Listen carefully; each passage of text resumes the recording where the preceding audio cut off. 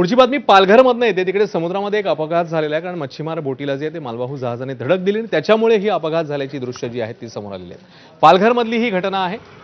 मच्छीमार बोटीला मालवाहू जहाजाने धडक दिली। 3 नॉटिकल अंतरावर हा अपघात झालेला आहे। या मालवाहू जहाजाची धडकेत इतकी जोरात बसली आहे की मच्छीमार बोटीतले 4 खलाशी समुद्रात फेकले गेले। सुदैवाने जवळच मासेमारी करत असलेल्या जय साईराम बोटीमुळे 15 जणांचा जीव वाचला।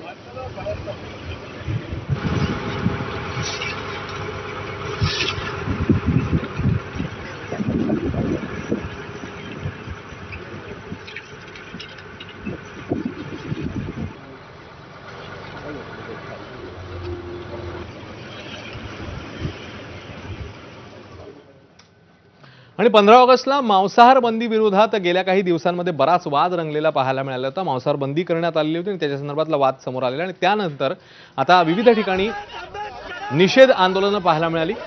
कल्याण डोंबिवली महापालिकेसमोरच आंदोलन झालेलं पाहायला मिळालं। खाटीक समाज, काँग्रेस आणि विविध सामाजिक संघटनांनी विविध ठिकाणी आंदोलन केलंय।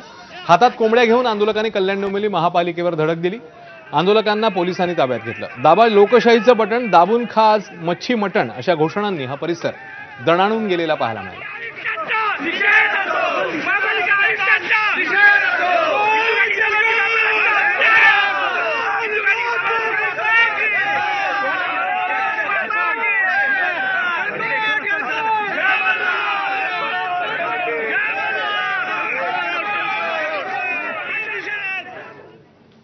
तर मांसाहार बंदीवरून पुन्हा एकदा संजय राऊतांनी भाजपला डिवचलेलं